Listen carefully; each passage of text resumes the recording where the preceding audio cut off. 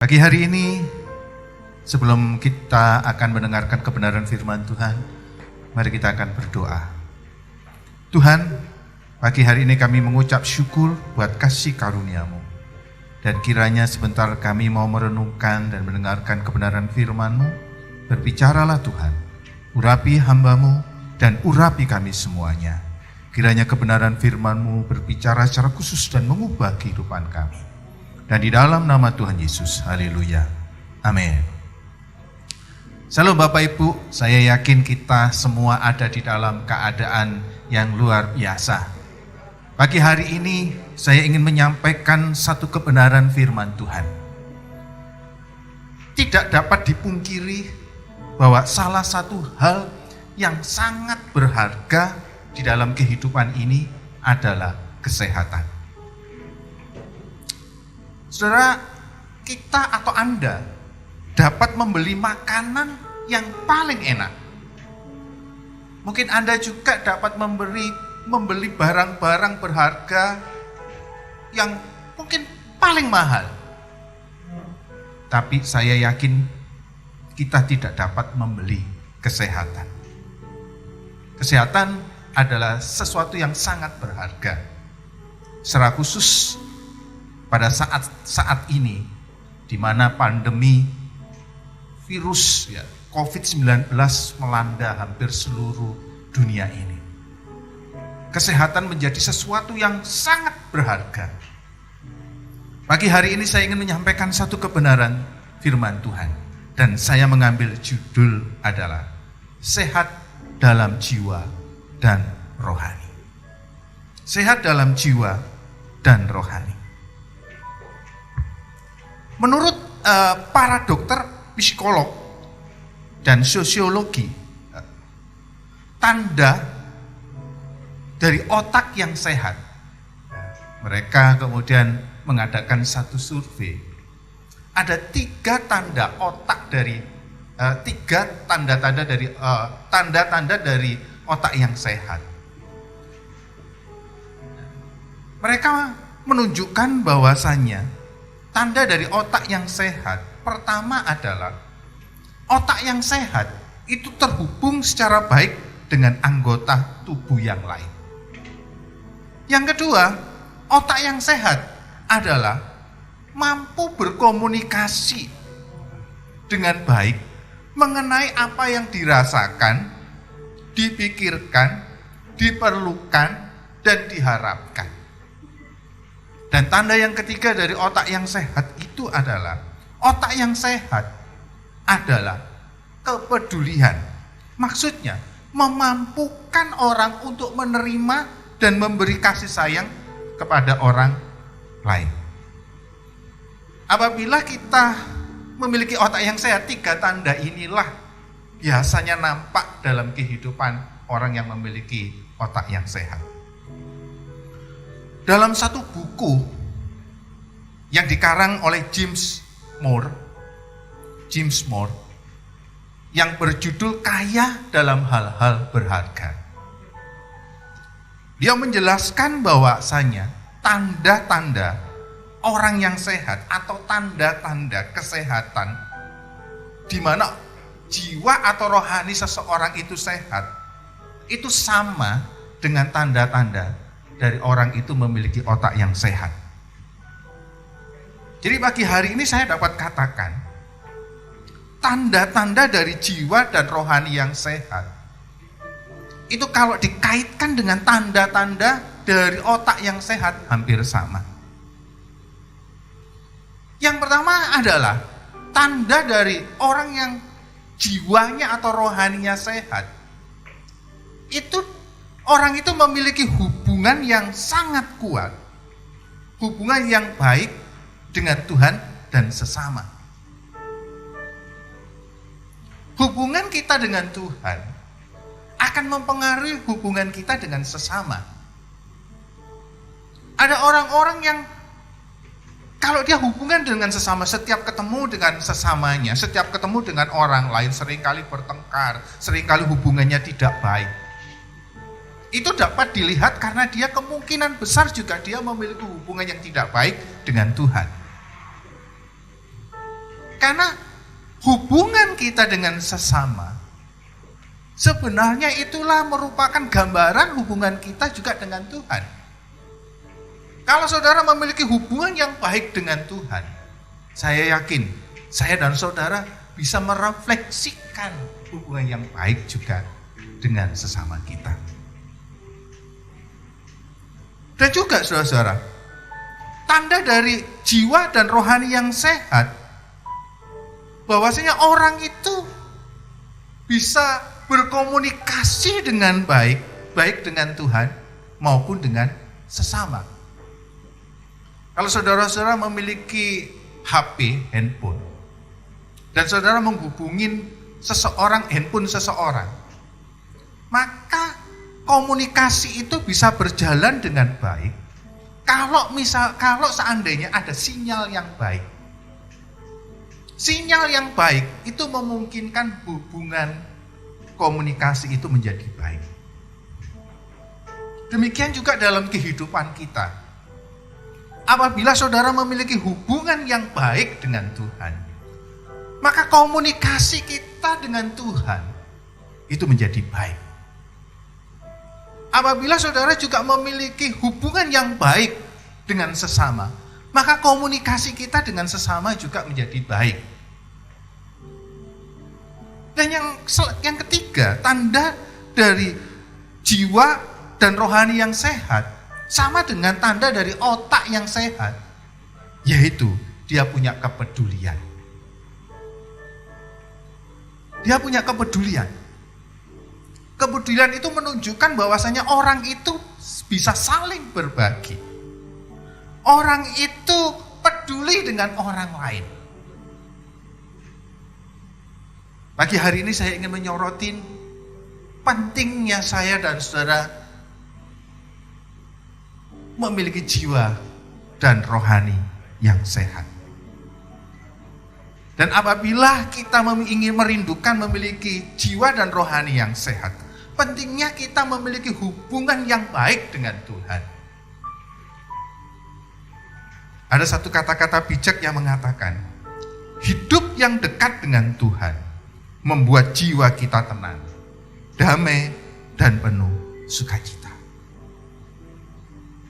Saudara, kalau saudara dan saya memiliki hubungan yang baik dengan Tuhan, maka saudara-saudara, jiwa kita akan merasakan ketenangan, jiwa kita akan merasakan damai, jiwa kita akan merasakan penuh sukacita. Dan kalau itu ada di dalam hidup saya dan saudara, maka hubungan kita dengan sesama kita, hubungan kita dengan keluarga, hubungan kita dengan istri, dengan suami, mungkin dengan anak-anak, juga akan ada ketenangan, ada damai sejahtera, dan ada sukacita. Dan kalau kita juga merindukan supaya kita juga punya kerohanian dan jiwa yang sehat, saudara juga perlu menjaga komunikasi kita, saudara dan saya dengan Tuhan. Apa yang harus kita lakukan? Salah satu komunikasi kita dengan Tuhan adalah berdoa. Pentingnya kita menjaga hubungan kita dengan Tuhan dengan kita menjaga jam-jam doa kita. Pada waktu kita berdoa dengan Tuhan, kita sedang berkomunikasi dengan Tuhan. Kita sedang menjalin satu sinyal yang baik dengan Tuhan. Dan saya yakin dan percaya ketika kita berkomunikasi dengan Tuhan, maka itu yang menyenangkan hati Tuhan. Dan ketika kita bisa menjaga komunikasi kita dengan Tuhan, Tuhan juga akan menolong kita untuk kita juga bisa berkomunikasi dengan sesama kita dengan cara yang baik.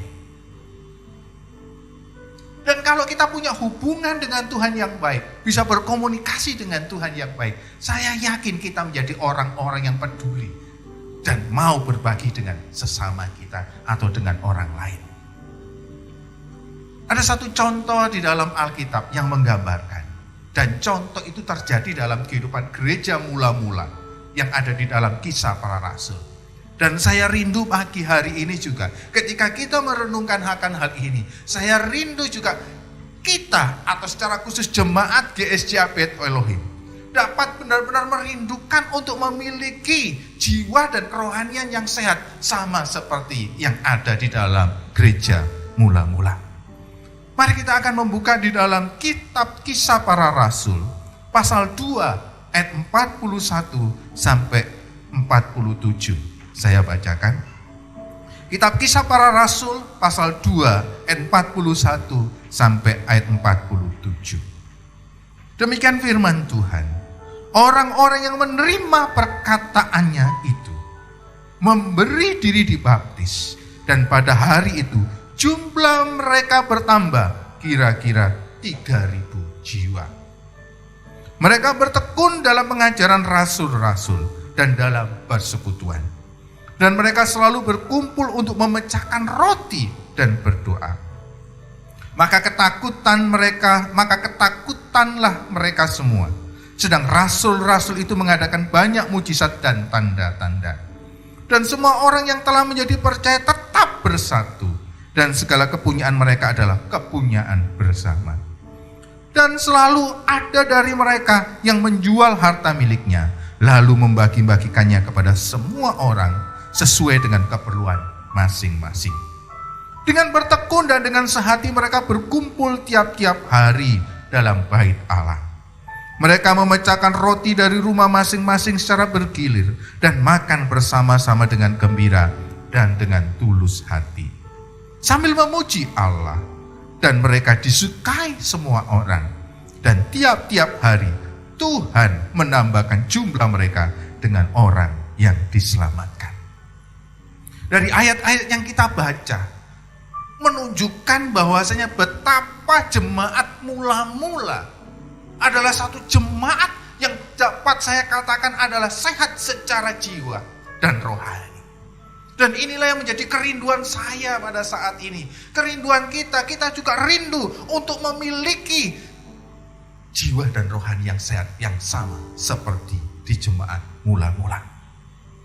Yang pertama yang dapat kita lihat, jemaat mula-mula itu sangat terhubung dengan Tuhan. Bagaimana dalam ayat-ayat ini mengatakan mereka bertekun dalam pengajaran firman Tuhan, pengajaran para rasul. Kata bertekun itu menunjukkan mereka dengan bersungguh-sungguh merenungkan, membaca dan mempraktekkan kebenaran firman Tuhan di dalam kehidupan mereka sehari-hari. Mereka benar-benar terhubung karena mereka rindu untuk merasakan lawatan Tuhan, jamahan Tuhan. Mereka rindu untuk benar-benar mendapatkan kebenaran firman Tuhan itu sungguh nyata dalam hidup mereka. Mereka bertekun. Saudara dan saya akan mendapatkan berkat Tuhan, mendapatkan berkat dari firman Tuhan ketika kita benar-benar bersungguh-sungguh meyakini, mempercayai kebenaran firman Tuhan. Dan orang-orang yang benar-benar rindu untuk benar-benar dibentuk melalui kebenaran firman Tuhan, orang itu dapat dikatakan dia sedang terhubung dengan Tuhan. Dan bukan itu saja, jemaat mula-mula bukan hanya terhubung kepada Tuhan, tetapi dia terhubung juga dengan sesama. Firman Tuhan yang kita baca dikatakan mereka setiap hari mereka berkumpul dalam persekutuan. Saudara, tidak dapat dipungkiri juga, saya dan saudara sebagai seorang manusia, anak manusia, kita diciptakan menjadi manusia yang sosial. Kita tidak bisa hidup sendiri. Dan untuk itulah mengapa kita perlu berkumpul. Kita perlu bersekutuan. Karena dalam persekutuan itulah sebenarnya itu adalah memenuhi kebutuhan kita. Kebutuhan kita untuk apa? Untuk kita sebagai sesama manusia terhubung kepada Tuhan dan terhubung juga kepada manusia. Tapi kuncinya adalah keberhasilan kita supaya kita terhubung kepada manusia, memiliki hubungan yang baik dengan jemaat yang lain, dengan sesama yang lain adalah saudara harus terhubung dulu kepada Tuhan. Dan kemudian kalau kita lihat di sini, jemaat mula-mula memiliki komunikasi dengan Tuhan dengan sangat baik. Alkitab sendiri, Kisah Para Rasul sendiri menunjukkan mereka setiap hari selalu berkumpul. Bukan hanya berkumpul-kumpul biasa saja, tetapi mereka setiap hari berkumpul untuk berdoa. Mereka punya jam-jam tersendiri untuk berdoa. Saudara, doa itu adalah merupakan satu nafas hidup bagi orang percaya, bagi orang Kristen. Doa itu merupakan, saudara, adalah cara Tuhan untuk menolong saya dan saudara. Makanya di dalam kitab Yakobus dikatakan, kita tidak mendapatkan apa-apa karena kita tidak pernah berdoa.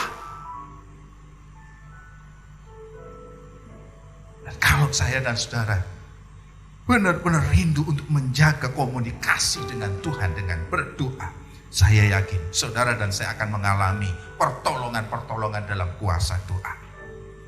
Dan bukan hanya itu, mereka juga berkomunikasi dengan Tuhan dan sesama melalui apa? Mereka memuji Tuhan setiap hari.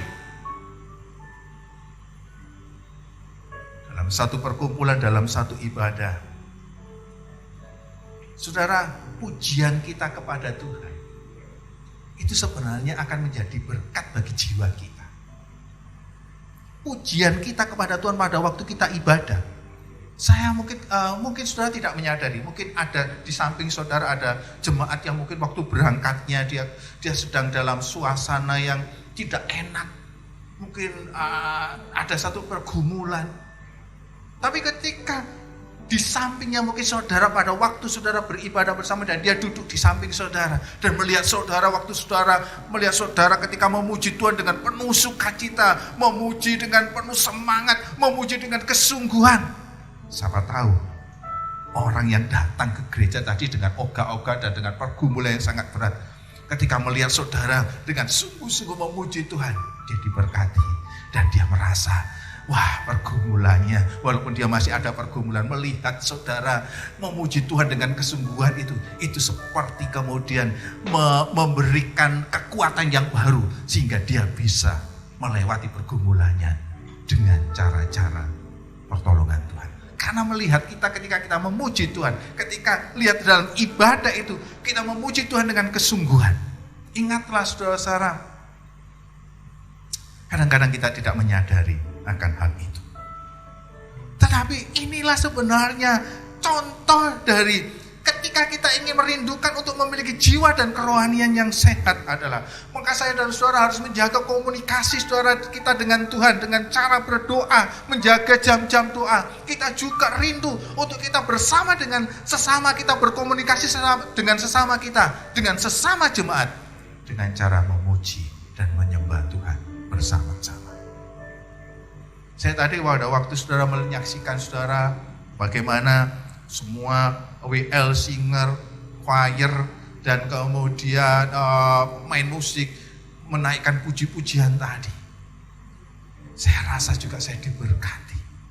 Melihat bagaimana dengan penuh semangat anak-anak remaja yang penuh semangat kemudian dengan gerakannya.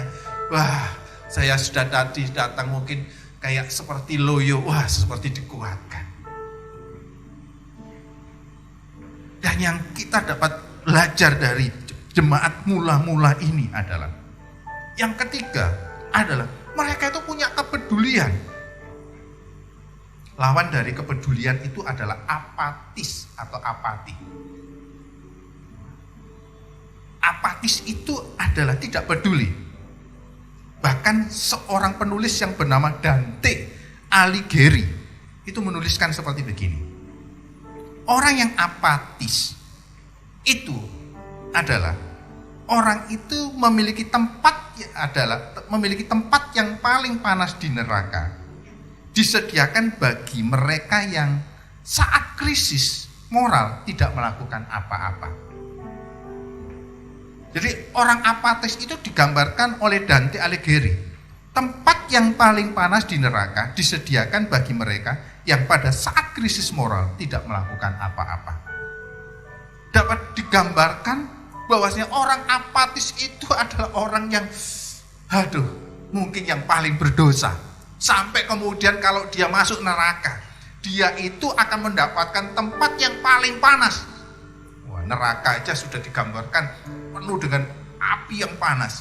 Tapi orang yang apatis, orang yang tidak peduli, itu akan mendapatkan tempat yang paling panas di bagian neraka itu. Dan memang benar saudara-saudara, kalau saudara dan saya bahwasanya saudara dan saya memiliki jiwa dan rohani yang sehat. Saudara harus menjadi orang yang peduli, jangan apatis. Kitab Yakobus sendiri mengatakan di dalam Yakobus 4 ayat 17, jadi jika seorang tahu bagaimana harus berbuat baik, tapi dia tidak melakukannya, ia berdosa. Saat-saat seperti ini mungkin ada banyak, mungkin karena pandemi COVID-19, ada banyak orang yang mungkin kehilangan pekerjaan, yang mengalami kesulitan ekonomi.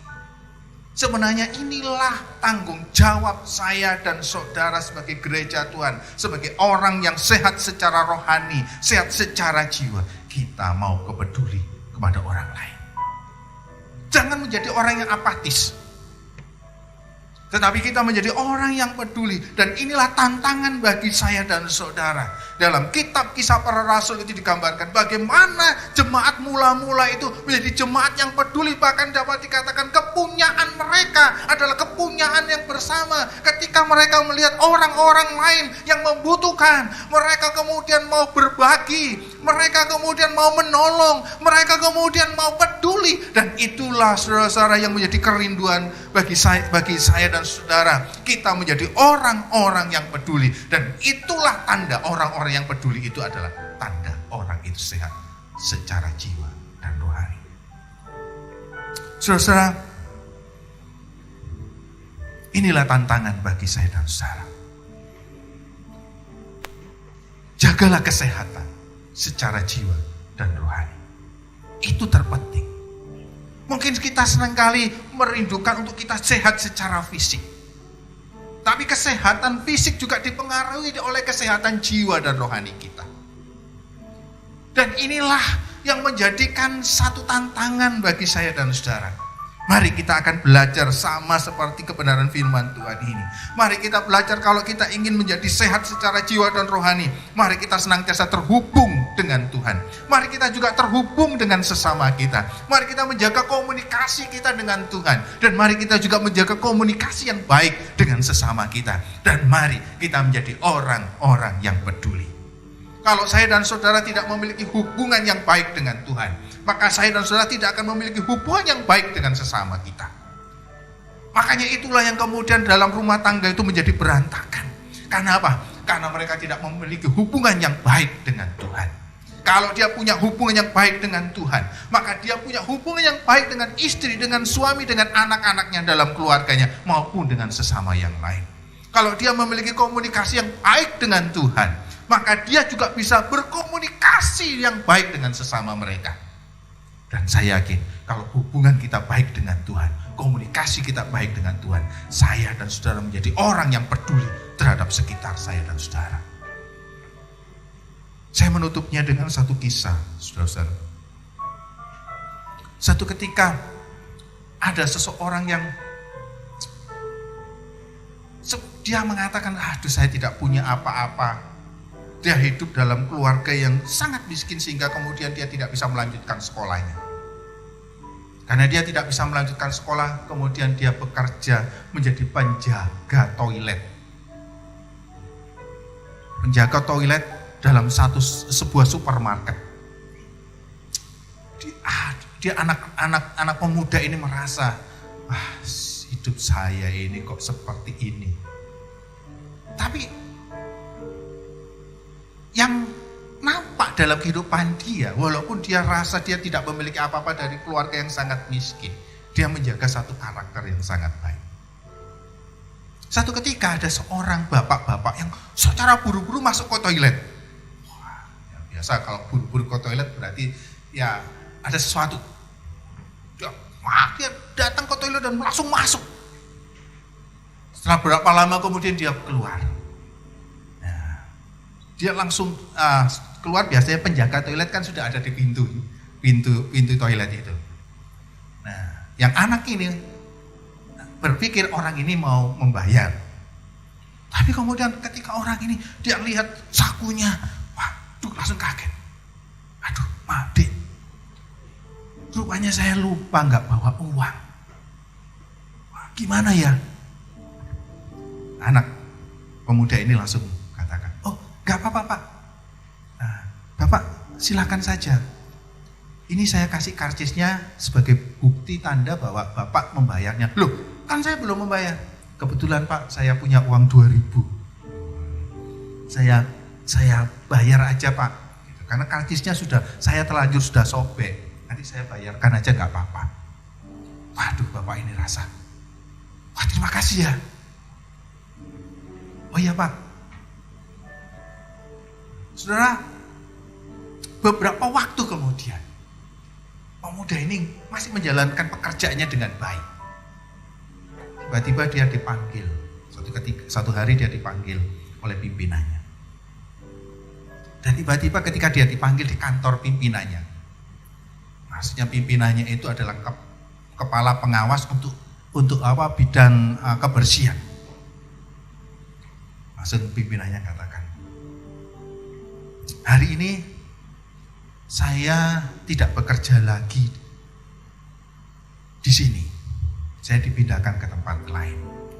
Wah, anak pemuda ini, waduh, rasa sedih. Waduh, gimana ya? Terus nanti saya di bawah siapa? Nah, kemudian yang pimpinannya ini kemudian mengatakan, ini ada surat tugas untuk kamu. Coba kamu baca. Wah, anak pemuda ini rasa dia dapat surat ini.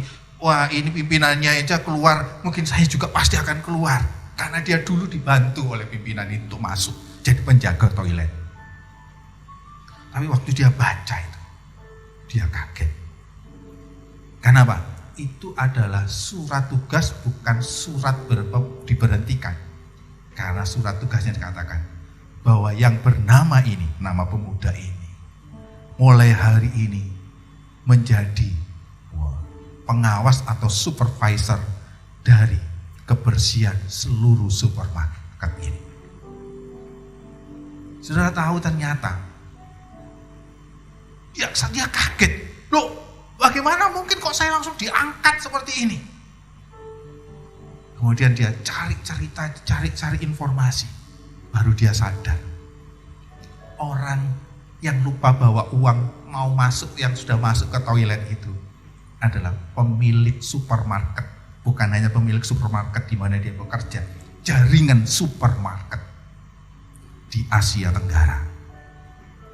Dan rupanya ketika dia mau mensurvei di mana supermarket miliknya, dia mungkin saking kebeletnya, jadi dia keluar dari mobilnya, dia lupa nggak bawa dompetnya. Biasanya mungkin bawa dompetnya di bawah asistennya, dia masuk ke situ ya, karena dia saking kebeletnya, mobil itu dekat dengan tempat parkir mobilnya. Dan rupanya ketika dia keluar, dia gak katakan dia pemilik itu, dia kemudian katakan saya lupa gak mau bawa. Dan rupanya kepedulian dari pemuda ini bisa mengubah hidupnya. Saya yakin saudara, praktekkan kepedulian itu. Dan saya yakin, siapa tahu hal yang sekecil dari kepedulian kita itu akan dapat meletupkan sebuah mujizat yang sangat besar. Kiranya Tuhan akan memberkati saya dan saudara. Amin.